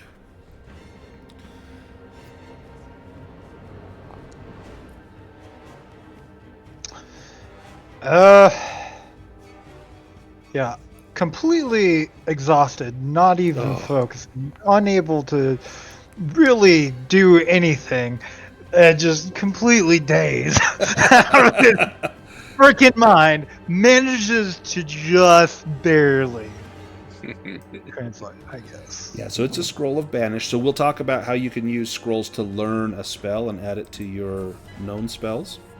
There are 2 emeralds that you pop out. I think these are worth 60 gold each. Yeah, Cutter failed at first and got a little sick seeing all the blood on the statue, but pushed through to get the emeralds out. Excellent. So we've got the 2 emeralds. So you can we can divvy it up gold-wise if we want. It'd be 120 gold, and then you're going to find a little bit of treasures here. The rat just scurries away. No rat. There's a scimitar, a broadsword, and no poison dagger. They would have found that. And a large shield. These are items probably taken from the old gnome's Argosy. So if anyone look wants... at the inscription here on this scimitar. It says William. Must be meant for me. And it actually has some sort of writing on there. It's just that, like, the maker's mark from, the stamp on there. But as far as you know, it must say William.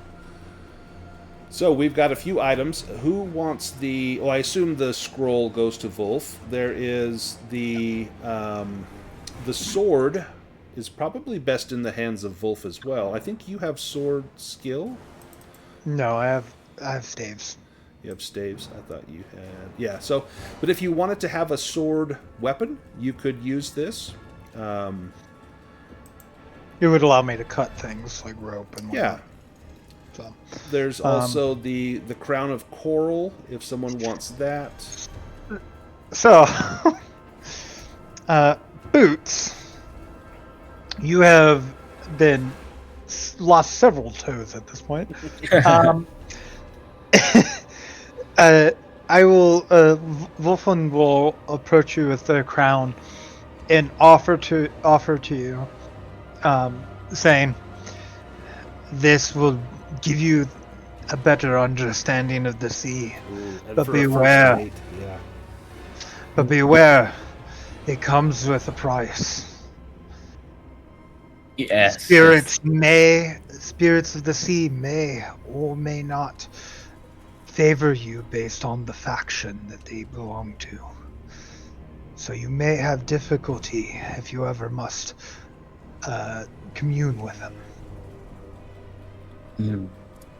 Well, I've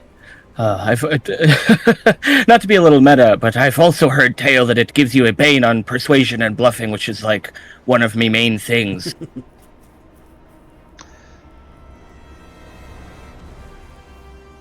Yeah, that's kind of what I was doing by saying may or may not have the favor. Oh, that's just another part of it, yeah. Don't worry, first mate. Here, just drink some of this. It'll grow your toes right back. Oh, I didn't know it was magical. It certainly curled mine. If you drink enough, when you look down, you've got an extra set of toes that have grown out there. Oh, beautiful. Does anyone actually want the crown? Since it seems like Boots is putting it down. If nobody wants it, I mean, it has a gem in it, right? We could probably it sell has it a to value. The value is 300 gold. Yeah, 300 gold. Oh, that's great. Then I'll just hold on to it for now and sell it if we need to sell it and split it amongst the group. We've got the shark tooth sword if somebody wants it. We've got 2 masterwork tridents. We've got the scroll was already taken. And if you didn't drag that onto your character sheet, make sure that you do.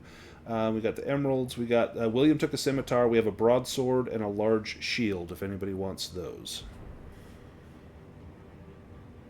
Do you have to have a? I forget how shield works. Do you have to have a proficiency in that? Or? No. So it's mostly good for parrying, and you use any strength-based combat roll to parry with it. And large shield has a high durability of 18, so it can take like 18 points of damage before it will break. You can also parry a ranged attack like an arrow or a stone with a shield, and so shields are advantageous. But you'd have to be like equipped. You'd have to use up one of your 3 available weapon slots to have a shield ready. But they're actually quite useful. This one you'd have to have. Is it a metal? Yep. Is it a metal shield? This would be a metal shield. It could be a wooden one if you want it to be wood. Well, I didn't know if it would be. Is it something like a mage could hold, right? Because that actually might be pretty interesting from that perspective. But there's probably enough metal in it. It would have like metal reinforcements in there. Okay. I don't know that it would work for a mage. Yeah, there are magic spells that would be a shield for a mage. Like a stone shield is the one.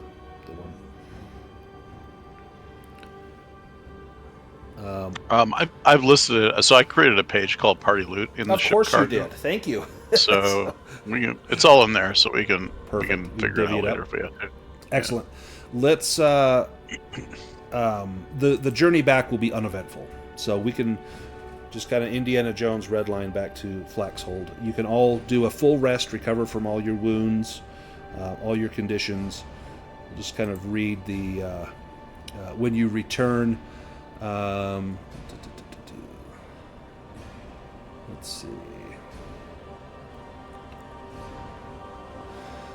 The crew are overjoyed to see port again. At the very least, they insist on buying you all drinks at a dockside pub. They are also willing to pay a cash reward to the heroes who saved their lives, but this means they go around to each of their residences so that they can pass the hat, dip into family savings.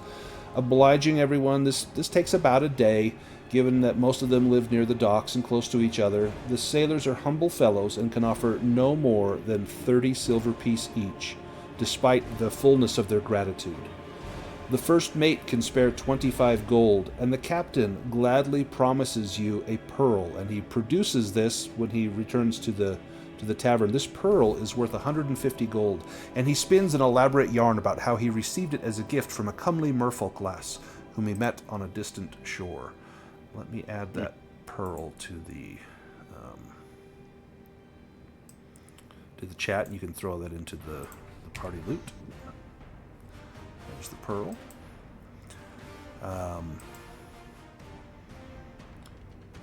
When you report back to Valeria Flan, she reiterates something that she told you before. She says, Vestro Sylvanus has been my cargo agent in Saltholm for years. I trust him. I don't know what to make of this alternate route to Flaxhold that he proposed. It certainly looks like it's going out of the way on the home leg.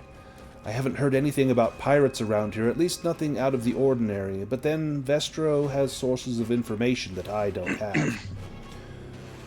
There are probably cultists who take the existence of safe trade on the high seas as an affront to their deity. This is probably why they sought the Lantern of Calm Waters. Vestro would probably be the best place to start. Ask him if anyone else might have known about the lantern and where it was going. Perhaps he can tell you about the Storm Deity's followers in the Saltholm area. If you handle this investigation, I think I can drum up some reward money for you from the local merchant community. What do you say? Well, I think that the money would be welcome, and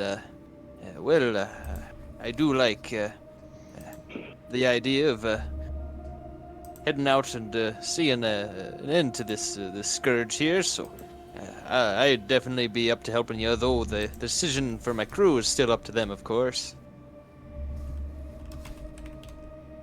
I'm still looking around like last time. I'm looking at the bar just to see like if anyone's paying attention or I don't remember. I don't know Yeah. that we ever talked about what happened after the first time that happened. Yeah, give I me think give me an awareness roll with a boon since you are suspicious.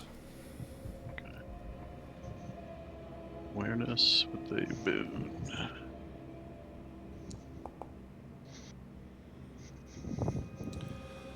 At the inn, or the bar, the tavern, as your story is being told, everyone is listening in rapt attention. And there's an old fellow that you've not seen in town before, and he's at the bar, and he seems to be asking some pointed questions, wanting to know the details about, where did this take place, and tell me again about these lizard folk, and seems to have a keen interest in them.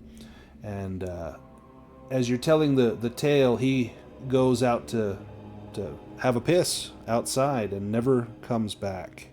And if you ask around, no one in town has ever seen this man before. What do he look like? He was it looked like an old sea salt, old and weathered. He had maybe 3 teeth in his mouth. He had a corncob pipe that was well yellowed from age. His hands were gnarled with arthritis. He wore a cap not unlike Cutter's, although it had seen better days. And he had a stench about him of brine and fish and body odor that was quite repugnant, quite repellent. And he paid for his drinks with coin, and when you look at this coin, it is copper, but it has a stamp that you've never seen before. It's a stamp of an oyster. We saw someone leave last time too. As soon as we That's- entered, they yeah, paid. Is it the same I person? followed- Do we recognize? Yeah, that's what I was curious. Like I followed him out, right? Like, Yep. and I think that was like cliffhanger. Is this Yeah, that part that you're talking about? And so this is kind of what had happened as you had told that Okay. tale. Yep. And so someone seems to have taken a keen interest in what happened, and now no one in town knows who that was, and he seems to be gone. The coin bearing the impression of an oyster is one you've never seen before, but it leads perfectly well into secrets of the Oyster Bay or Oyster Cove. Well, until we learn his name, I'm going to call him Three-Tooth Cobb. I love it. I'm going to totally change it so that's his name. I love Three-Tooth Cobb. Perfect. Let's do some improvement rolls. So, everyone, there's a questionnaire. I can read the questionnaire. I'm fine doing a house rule of just taking 5 additional ones in addition to whatever you got from Dragons and Demons. But if you want the questionnaire, did you participate? That's a yes. Did you explore a new location? You sure did. Did you defeat one or more dangerous adversaries? Yes. Did you overcome an obstacle without using force? Yes. So because you let that one guy live and then were able to overcome a room that you would have had a pretty serious fight in, you overcame an obstacle. So that's an experience point. And then did you give into your weakness? So that is up to you. If you gave into your weakness, I know that Wolf did because he slept outside. If anyone else gave into their weakness, that's a 5th one, but I'm fine if everybody takes 5. And so then just choose 5 additional skills, click on the little improvement bar, and when we're ready... Oh, and let's talk about the learning a spell for Wolf. So if you want to... In fact, I think I put it in the scroll itself. I think I copied and pasted a thing about how to learn from a scroll. Probably in the description. Let me read it again. So this is a level 1 animism spell, which you can cast. So to learn from a scroll takes 1 shift, but you can't learn it until, or you can't activate it until the end of the game session. You use an advancement mark for animism to learn this. So instead of trying to increase your level in animism, you try to learn the spell. And Okay. you will roll against languages, and if you succeed on languages, then you learn the spell. If you have a teacher, then it's an intelligence roll with a boon. Someone is showing you how to do this. But if you're learning from a scroll, you just have to make a languages roll. If you pass, you use that advancement mark. Rather than improving your animism, you can learn Banish. If you fail to learn it, if you fail your languages roll, you lose that advancement point, but the scroll is still good. You can try again another time. So why don't we start with Wolf? Do you want to try to learn that spell now, or do you want to try to get your languages up higher? It's already 14. It's pretty good. Well, I had rolled the I had rolled the languages and then I pushed it, but I didn't realize whether or not I was supposed to. So I could do that. Yeah, that was just to When see you're- what was on the scroll. This would be a separate roll to try and learn it. I wasn't planning on raising languages yet. So Because I'll if just you wanted make the roll. to, do your advancement roll my first in front. languages, and then try to learn the spell. But otherwise, if you wanted to try and learn it now, we can do that. You need to make a languages roll, and if you pass, we'll remove the improvement roll from animism, and then you will learn that spell. Or you can hold off and try to improve animism. I'm going to try and learn Okay. the spell. So I'm going to sacrifice one for from animism. Perfect. So I think you right-click to remove that improvement roll. Perfect. Okay. Now give me a languages roll. Beat a 14. And you can push this if you need to. You got it. So I'm going to add Banish to your character, and then that scroll is used up, so you won't have the scroll anymore, so you don't need to keep it in your inventory. Alright, so let me go ahead and...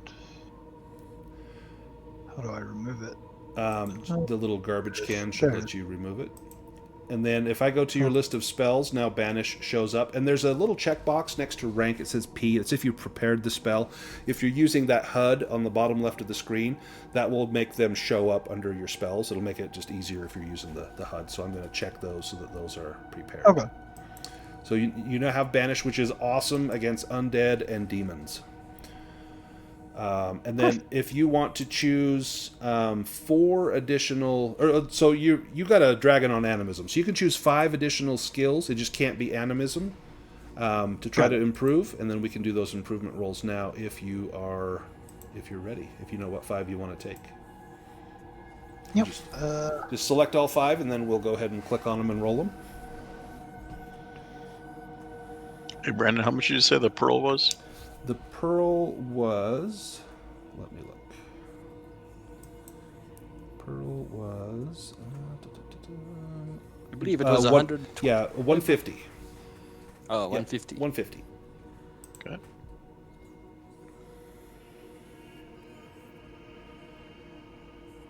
And... My... You want to try swords since you picked up that sword? Yeah, well, I was thinking the seamanship because I picked up the thing, but we can sell that, so... Yeah, go ahead and do swords and... Okay. Alright, now I'll just click them, right? Yeah, now just left click on one of them and it will make the roll. So swords goes up. Yay. Nice. Staves does not. That's fine. Bushcraft does not. You rolled a 7 and had a 7. Evade, this would be a good one. Ooh, there we are. Evade goes up. And sneaking... It's a helpful one. Oh, sneaking Fails. does not. Darn it. All right. Let's do... Oh, still good. Yeah, still not bad. And you got a spell out of it. Let's do William. Let's do you next if you are ready. Right. Not quite. Not my seamanship. That does go up. There we go. Hey. It's a good And one. my swimming. Hey. That's a good one. And if you get one to 18, you get a free heroic ability. So your swimming is at 15. Not my harpoons. My spears. Yep, and my swords. Yes, I can use that scimitar a little better now. Nice. Excellent. How about next? Let's go to let's do Boots if you're ready. Yeah. Yes. Oh, Nice. Oh. Oh, you changed your name. Awesome. He did. Boots Yes. Redfoot. Yes. Oh, there you go. Oh, that's a good one. Nice. After that excellent shot in the other room, Yeah. he's learned a lot about the high ground. Ooh. Wow. Spears goes up. You're having an excellent. Well, I spoke too soon. Well, no, I can't complain. No, that's still really good. And William would nominate Boots for an ability for taking such a grievous wound. I think a robust for Boots for that series of just that sliding down and just the incredible combat you had with that foe. I think a robust would be worthy. And then I was going to do a focused for Wolf for that round of healing where you brought up 2 of the party members. So I'm gonna add focused to your character sheet. That will give you 2 additional willpower points. So let me add focus. Nice. And robust will give Boots 2 additional hit points. There. So now Wolf has focused on there as well. Perfect. Let's do Cutter if you're ready to do skills. Sure, yeah. So he's been spending more time in the crow's nest. He'll try to be a little aware. No, he's sleeping up there too much. He has been practicing healing and talking with Wolfson. Well, I think after seeing Boots' foot, I think everybody had a crash course. Everyone. Yeah. He did persuade a little bit, so see if he can go there. Yeah. Nice. Better. Excellent. Here's a big one. Sleight of hand. Sleight of hand. Oh, you got what you needed, or got what you had. Yeah. That spot. Means it does not beat it. Nope. Not quite. Right, knives. And here's the big combat ones. Ooh, almost. Slings. Almost turned to the demon. Ugh, No, darn it. what we wanted. It's alright. I did, so Boots spent a lot of his money paying off debts, but that's kind of how he was able to acquire that little ring. I don't know if he'll need much of the loot, but I think I wanted to throw out an idea about maybe house ruling some carousing, like from Shadowdark, and maybe he spends some of his gold to like roll a skill on myths and legends as he drinks with the sailors a little while. So one thing that you can do is you can learn from a teacher. If you find someone that has a skill of 15 or higher, you can pay them a little gold or buy them drinks, and they might do that. And I think in a tavern, you're going to find a lot of tall tales. So if you want to spend some of your gold, let's say 3 gold, you buy a couple rounds of drinks. There's a guy in there, and he's seen a lot. And he's more than willing to give you that improvement roll. So he'll go ahead and take an improvement roll on Myths and Legends, and then he'll try and teach you that. And then you can learn from teachers. You can't learn your next step in Myths and Legends from a teacher. It'd have to be on your own. But then if you find someone with a higher skill than yours, then you could continue learning. So, Cool. Excellent. Yeah, he heard some tall tales, learned some things about the sea. And then Fergus, I think you're up next. Sure. And I did come back from the ship at one point just to check up on it. Perfect. And I go to the captain. Captain, I think Cutter might have put a mattress up in the crow's nest. Hey, that should explain it. He's got a little sleeping mask that has eyes painted on it, so when you look up and you see him standing there, he's just tied himself to the mast, but you can see his eyes like Tom and Jerry, so you think he's actually looking out at sea. So far, less than optimum. Man, you're rolling low here. Almost. Oh my goodness. Yeah. I think I got everything last time, so it's probably apropos Right. that I don't get anything this Well, time. there, crossbows went up, and there's yeah. the big one. Nope. Well, crossbows, at least. Yep, I'll take that. Awesome. Any questions from anyone about the improvement rolls or the story or the adventure we did today? Any questions?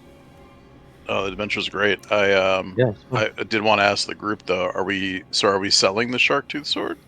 Yeah. Does anyone want that or want the coral crown? Otherwise, you can sell it.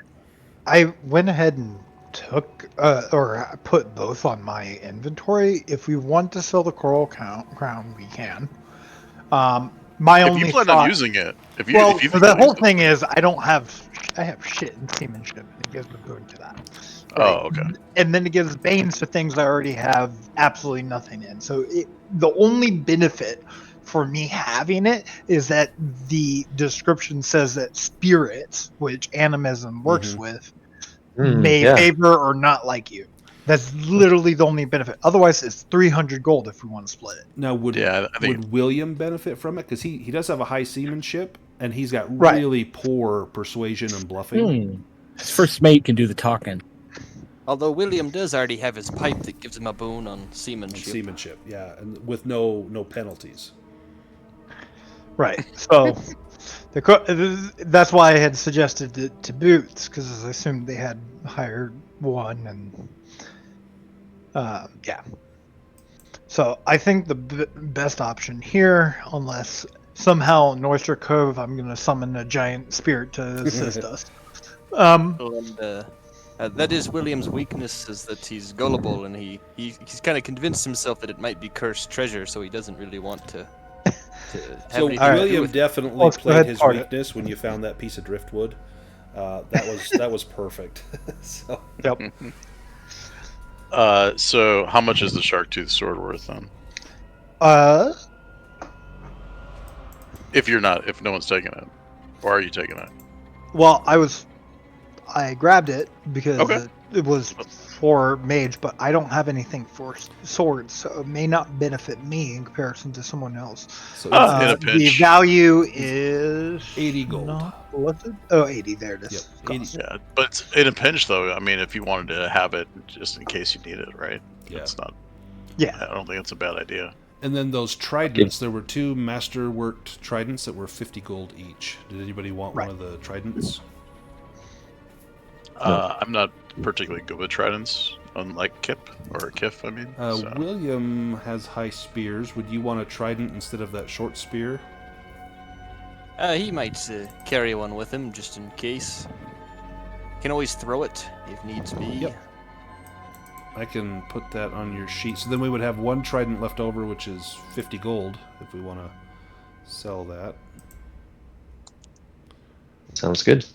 Took 1 and for the okay. The large shield.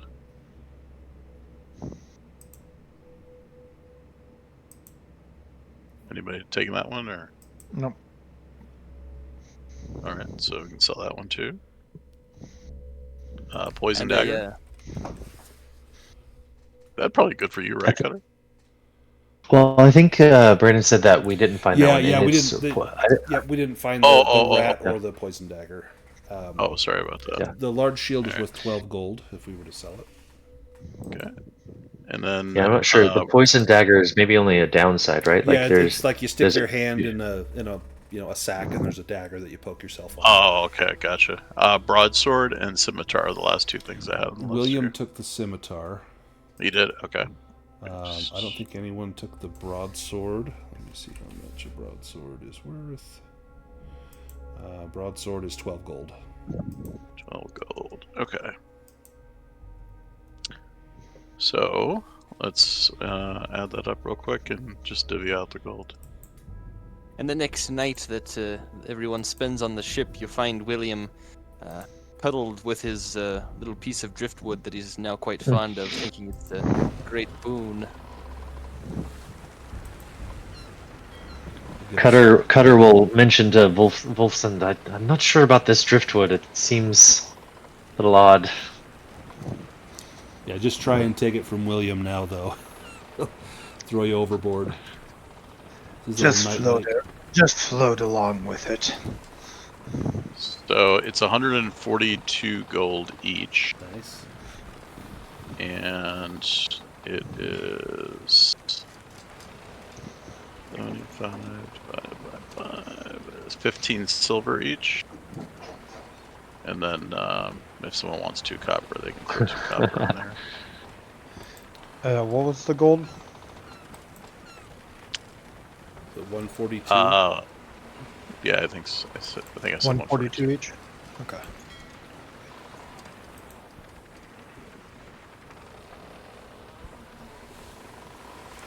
Get rid of the grid on this map. That looks better without the grid. Hmm. Where did my sheet go?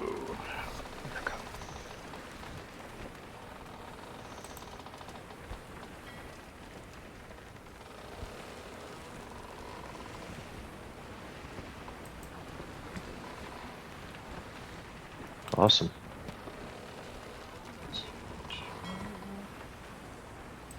So yeah, playing with Shaj, one thing that you find is that he is meticulous at inventory. It is amazing to watch him work.